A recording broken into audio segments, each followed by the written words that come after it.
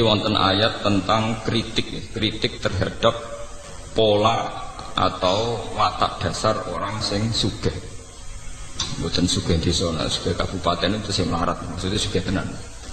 Umpama manusa nu miliki khazanah rahmati Allah, itu mesti tambah medhit. Ya.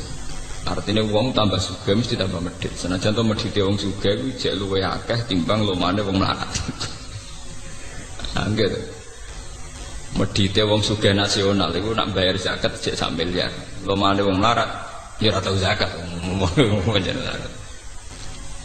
Tapi sekarang itu di kota sedang dikembangkan logika infak, orang-orang kaya itu sadar infak.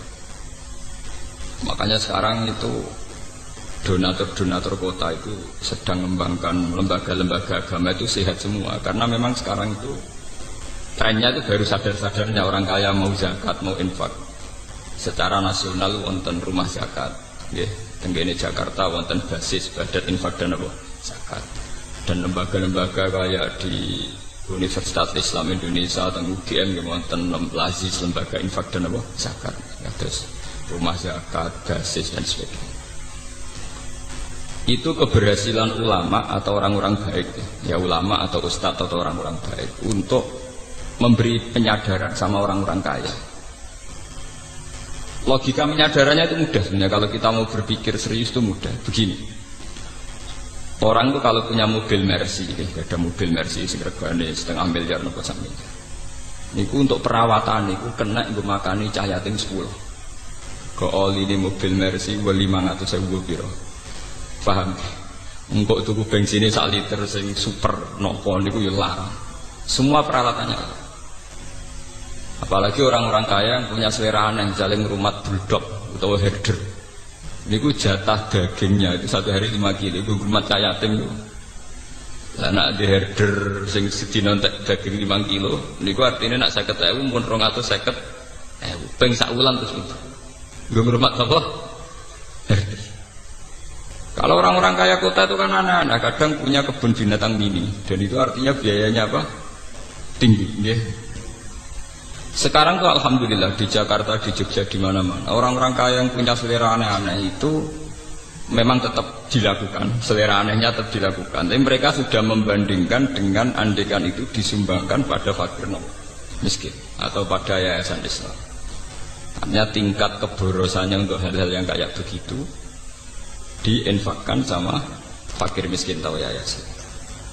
Dan itu yang sekarang baru digarap kayak Ustadz Mansur dengan banyak bikin pondok tahfidzul Quran, terus ya banyak orang-orang yang menggalang dana dari donatur-donatur yang cara berpikir sekarang sudah mulai benar, yaitu dibandingkan kayak begitu. Mereka wong sugih niku nak mboten diingatkan begitu, biaya untuk asetnya itu lebih tinggi ketimbang napa umpama digo ngrumat sinten fakir napa miskin.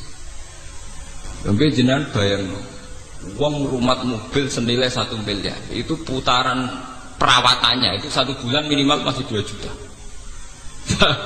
Nggo ngrumat napa? Nah itu nggo digo sedekah niku mun manfaate kok karuan.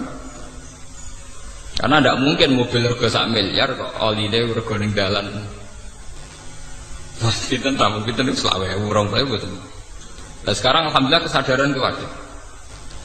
Tapi tetap saja ketika pangeran, kalau kamu yang menguasai aset dunia ini, tentu kamu akan takut lamsaktum khosyatal apa? Infak. Nah, sekarang tuh orang-orang itu tertipu, karena sekarang ada lembaga-lembaga donor. Misalnya kayak orang-orang kaya di Amerika, di Eropa, itu mereka memang ada donor. Kalau ada gempa, ada tsunami, nyumbang sampai miliar. Tapi mereka itu dapat uang dari karena menggarap aset-aset kita. Misalnya Amerika nggarap Exxon Mobil di Indonesia, nggarap berbagai perminyakan di Indonesia, Freeport dan sebagainya. Memang ada dana safety net, ya, dana sosial. Ya dan memang miliaran karena dari aset triliunan tentu Sementara kita singgung mau dunia tidak ada separuh aja, cek orang pula wong dunia induk yang besar kata tidak ada separuh mau selain apa? Tapi ini jadi pelajaran deh. Mana kalau matur nuwun ya, tiang-tiang kota sing menggalang itu. Sekarang itu ada kesadaran di mana orang-orang kota itu sadar bahwa saat mereka itu kikir terhadap fakir miskin, saat mereka kikir terhadap yatim piatu, toh mereka telah mengeluarkan uang puluhan juta untuk aset-aset yang mereka miliki. Pemenang saya sing nak diselera aneh-aneh itu tadi kayak merawat mobil mewah itu ya biayanya tinggi, merawat benda-benda seni itu juga biayanya tinggi. Mulai wong kota sing diselera mobil mewah sitok Alphard 1 miliar. Wis ngono di mobil antik 5. Boleh suku cadange tok ning Jerman. Bahwa itu biayanya berapa untuk memenuhi apa? Seleranya. Tentu karena putaran biayanya tinggi, mereka pasti lamsaktum khasyatal infaq. Nak duit ku 1 juta tak kena fakir miskin. Lah kok aku nak tuku oline Alphard piye? Nak tuku oline Mercy piye? Bahkan apa sudah kalau fakir miskin rasidol, aku herderku gak mangan, sedino entek daging 4 kilo. Wong fakir miskin dibandingin apa? Herder. Paham ya? Ini penting kalau terangkan. Makanya pentingnya umat Islam punya ketegasan hukum. Ini kados tengene fikih-fikih. Ngerawat hewan sing gak jelas manfaatnya harus divonis haram. Karena efeknya nanti orang tidak peduli. Efeknya orang tidak apa? Tidak peduli. Saat ini sampai dulu mah, uang lagi duwe sapi, kue ratau ngedusi anaknya, malah esok ngedusi sapi. Lalu kan, betul satu atau, paham ya? Uang seneng manuk perkutut, kue esok dilapi, wandangnya dilapi, wadal anak ibu kompol di breno. Tapi nak telak perkutut, esok nopo steril. Artinya betapa manusia itu mudah lupa. Berdua mainan di kesenangan wis. Begitu juga menyangkut dunia sepele kok yang melarat niku rak mestine kudu sayang mbek anak. Iki gara-gara gelas dipecahno anake anak ditabuk. Gelas regane mok 2000. Jiwet anake ditabuki mok anake mriyang prek sontek 200. Mulai kedunya nomor gelas pecah. Mak kula tak haram tenan bojo kula nyentak anak perkara gelas pecah, TV meneh ada gelas, TV pecah kira-kira ora tak sentuh. Mosok anak kok dibandingno TV, anak kok dibandingno gel. Ya itu tadi, karena kita merasa memiliki. Jadi cara ilmu hikam, cara tasawuf, kenapa terjadi khasyatan infak? Karena salahnya kamu tamlikuna khazaina rahmatir rabbi. Kamu merasa memiliki. Jadi awal dari kamu kikir karena merasa memiliki. Itu beda dengan dari awal kamu hanya merasa titipan. Merasa itu milik Allah yang diamanatkan ke kamu, karena itu bisa merekonstruksi, bisa merubah pola pikir Anda. Misalnya sama di duit, merasa itu mau titipane pangeran, wae pangeran. Tentu cara kamu berpikir wafi amwalihim hakul lisaili wal mahrum, bahwa dalam harta yang kita miliki ada hak bagi orang lain. Tapi kan kita terbiasa dengan bahasa keangkuhan, ini milik saya, hak saya. Paham ya? Makanya cara ilmu tasawuf wong nak salah awale mesti salah mrine sing disebut al bidayah lahiyan nihaya.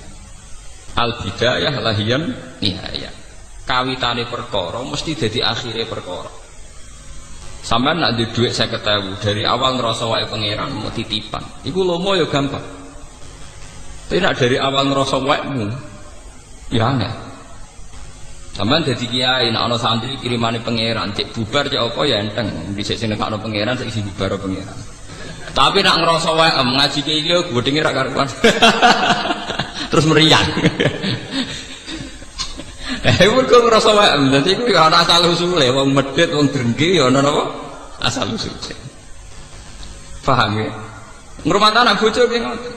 Kula niku nganggep bojo kula ya amanate pangeran sing dititipno kula kan ngrumat anak nggih. Sehingga tingkat otoriter kita, tingkat otoritas tertinggi kita, tingkat otoriter ya sifat-sifat menang sendiri ya aku. Dong aku diamanati ke otoriter. Coba kalau itu kamu, wong wedok wani wong lanang. Wong lanang pemimpin tertinggi. Oh, terus saya naik dhewe. Makanya itu ada orang salah langkah itu ya dari awalnya cara berpikir salah. Makanya kalau maknani mau tamlikuna khazaina rahmatir rabbi ngrasa duwe. Sebenarnya dia tidak pernah punya, tapi ngerasa apa? Ngerasa. Coba kalau zaman Kanjeng Nabi nak ngelatih wong lomo itu gampang. Banyak Nabi wong pinter. Misalnya ada cerita gini, ini jadi pelajaran bagi kita. Suatu saat Nabi itu tanya Aisyah, saya ingin sarapan dengan daging yang tadi. Jadi Aisyah, wah muntelas ya Rasulullah, daging yang tadi sudah saya kasihkan fakir miskin. Jadi kanjeng Nabi, wes salah Aisyah, sing mbok kekno sing ijek. Jadi alhamdulillah saja ono sing ijek. Artinya kalau daging itu dimakan untuk kepentingan pribadi, kanggo selera. Niku entek, mergo dekne entuk hadud dunya, tapi justru dikakno fakir miskin niku ijek. Alhamdulillah sah kok ijek. Gemun kula kok ana fakir miskin lah iku malah sing ijek. Sehingga orang-orang dulu itu karena anut kanjeng Nabi itu biasa misalnya di duit 50.000 dikakno wong 20.000 digo ngamal, mergo ben ana sing ijek. Paham gitu? Ben ana sing ijek. Nah, kita kan walian, muni sing ijek wis ning kota. Pancen uteke Cina. Wah, berarti niku kanjeng Nabi cara nglatih pinter. Dari awal dilogikakan begitu. Begitu juga masalah ibadah. Kita ini kalau istirahat, tidur atau santai itu jenenge ngenakno awak. Itu kan bodoh. Wong tidur layah-layah kukar-kukur ning ranjam kok jare ngenakno awal, itu kan melecehkan harkat manusia. Nah kanjeng Nabi boten, dari awal darani istirahat itu kayak sholat. Kanjeng Nabi itu kalau punya masalah ekonomi, masalah beban sosial itu sering cerita ning Bilal, arifna ya Bilal, bu aku paringi istirahat Bilal, aku kasih istirahat. Apa istirahatnya Nabi? Yaitu saat Bilal azan dan bergegas melaksanakan sholat. Sampai Nabi ngendikan wa qurratu aini fis sholat, aku tenang nak sholat Bilal. Sehingga beliau tersiksa kalau tidur itu tidak merasa nyaman karena menunggu sesuatu yang disenangi Nabi, yaitu sholat. Sehingga kalau sholat, kalau kita akan kebalikan, sholat itu problem. Mergo ganggu wong tuh. Kalau Nabi kebalikan, titah manusia sing seneng turu seneng istirahat dianggap problem.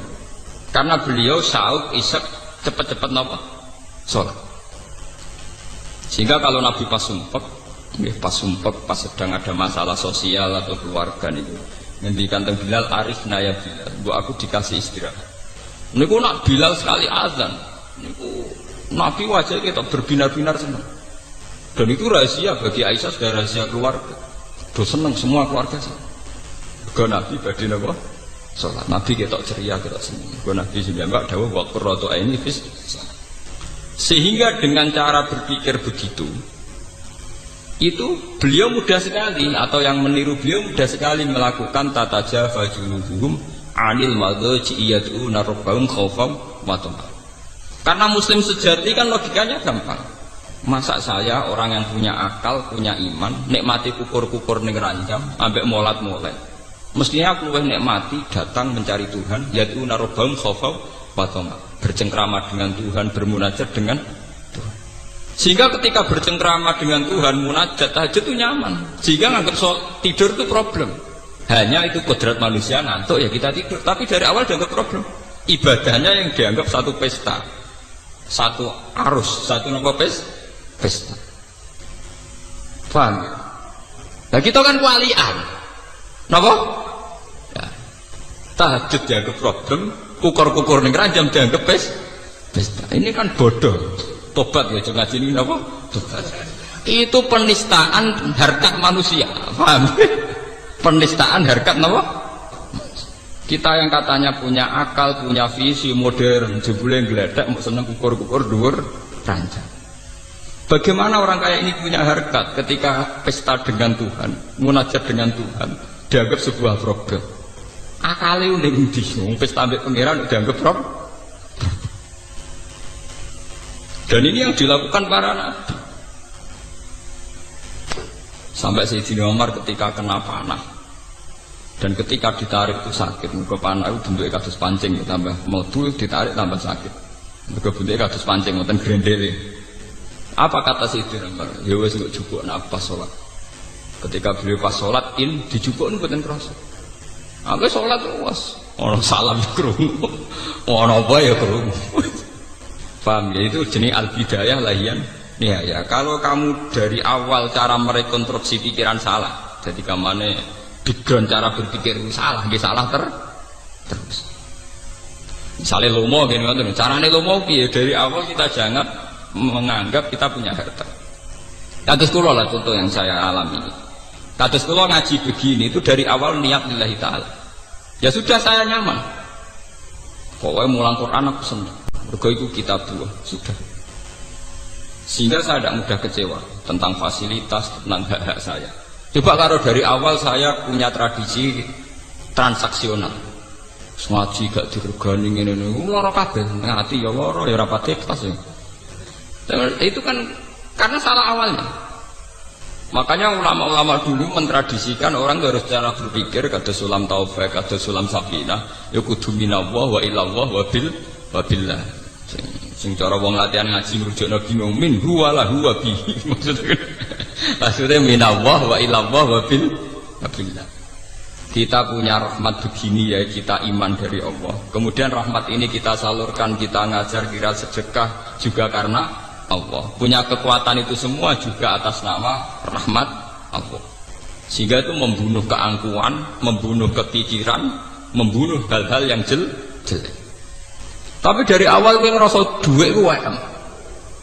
Ketika sedekah ning wong ya ngrasa wong utang jasa mbek kowe, mengko dhuwit ku jare wae. Wong iku utang jasa ning kowe. Lah nek kowe didik 10.000 iso dadi pahlawan, kok pangeran sing di bumi ra dadi pahlawan tekemu beda kok endi. Kowe semper ta semper. Mulan bener Quran ana wong ra ikhlas diarani kaumun sing layak kilun, wong ra ndek akal. Wong ra ikhlas cara Quran wong ra duwe napa? Akal. Logikanya jelas. Kalau saya punya uang 1 juta tak kasihkan orang, saya merasa pahlawan. Bagaimana yang punya bumi nggak dianggap pahlawan? Wong kula iso liwat ngekekno fakir miskin ya liwat bumi ku wae pangeran. Engko aku di dhuwit kadol jagung sing gawe jagung ya pangeran. Misalnya aku mergo dadi visioner dibayar dadi profesional sing negdir rahmat iku ya pengen. Lho saiki didik 1 juta tak kena fakir miskin iso udah-udah. Iku ora saking semper wong. Makanya ikhlas itu logika tertinggi. Saya itu pernah seminar tentang Jogja ditakoi, kenapa Pak umat Islam menyarankan ikhlas? Jawaban itu enak. Ikhlas adalah logika tertinggi seorang manusia. Karena dengan ikhlas artinya kita berpikir objektif. Jika Anda punya uang 1 juta, kamu kasihkan fakir miskin, dan kamu merasa itu uangmu, itu namanya tidak rasional. Bagaimana Anda merasa itu uang kamu? Ya, karena yang kerja saya, kamu pakai apa kerja? Pakai tangan kakimu, itu yang bikin juga Allah. Semua itu ciptaannya Allah. Kamu bisa melakukan itu juga ciptaannya Allah. Bagaimana mungkin kamu merasa kalau uang itu milik kamu? Makanya sama-sama ngaji Quran, nak wong alim yang kastanya tinggi, tentu dia akan baca walillahi mulkus samawati wal ardh, bahwa semua ini milik Tuhan. Ya akhirnya bisa melakukan innama nutimukum liwajhillahi la nuridu minkum jazaa'aw wala syukur. Aku ngekei mangan kowe iku ikhlas, ya ora kepengin mbok wales, ya ora kepengin kata matur nuwun. La nuridu minkum jazaa'aw wala syukur. Karena logika ikhlas itu paling gampang. Kalau nu buatan nyesal, misalnya sebenarnya dari kiai bubar, orang sing seneng, kalau buatan nyesal. Semua amal yang saya ikhlaskan itu pasti abadi di depan Allah. Meskipun mungkin cara lahir ada genjang-genjing di kehidupan ini. Misalnya rasanya jadi kiai kadang yang naik turun ke gelombang. Nah, kalau buatan hati kepikir. Ngomong-ngomong kalau sering konsultasi dengan kalau, gue sama jadi kiai kok pede. Ngamal apa aja, pede jawaban. Anak sebenarnya misalnya tuh, nanti ditekdir jatuh, orang sing seneng gue, orang jatuh, nak rai ikhlas gue jatuh, hampir aja ikhlas orang jatuh. Nah, saya kira udah pengaruh ya mulai ibadahku ngaji. Sebenarnya nak pengaruh bubar ibadahku wiridan dengan gampang lah, repot kamu. Ibadah yang kedua ya infak pas marah deh sabar tau macam ibadah yang marah apa meneh. Pas jadi kiai ibadah yang mulang, setelah jadi kiai wiridan kok repot. Artinya kalau semuanya berdasar ikhlas itu pasti nyaman, pasti nama. Ya. Tapi kalau dari awal berdasar hadzun nafsi, hak-hak kita itu akan rusak semua. Paham ya kalau balen ini, jadi carane ikhlas itu dimulai cara berpikir yang benar, termasuk untuk menghindari sifat kikir. Kata Nabi Muhammad, sah aku kepengen sarapan daging mau. Ya Rasulullah sayang daging itu mentelas. Lho kena apa entek? Kula suka no tiang niku. Aisyah sing mbok kekno iku sing ijek. Sehingga dulu sahabat itu nak ono perang atau ono apa-apa lu cepet-cepetan berlomba ngekei. Mergo jare ben ijek. Ben apa? Ben ijek. Iki jenenge lantana lil birra hatta tunfiqu mimma tuhibbun. Sahabat Tolha suge-suge sahabat, duwe perkebunan kurma paling disenengi. Ketika ana ayat lantana lil birra hatta tunfiqu mimma tuhibbun. Kowe ora bakal entuk keapian nganti sedekah barang sing paling mbok senengi. Niku mikir, kebun mana yang paling dia senengi. Barang wis ketemu Beruha niku terus ya Rasulullah Beruha niku kebun kurma paling kula senengi, kula sakno jenengan. Nah saya kan gak apa sudah kok golek sing paling ora disenengi. Misalnya wedhus golek sing kuru, paham ya? Dhuwit golek sing raja. Nah kan terus kualik kabeh. Ya karena dari awal itu nganggep sedekah itu yang abadi. Berarti nak sing tak kekno barang paling apik kok sing abadi tak panen ning akhirat ya barang sing paling napa? Apik. Karena konstruksi pikirannya sudah benar, otaknya sudah benar. Paham ya? Tapi kita kan boten nganggep yang kita kuasai itu yang masih, yang kita kasihkan orang yang iya. Begitu juga Nabi Ibrahim, terus Abu Bakar, Sayyidina Umar, orang-orang soleh itu begitu.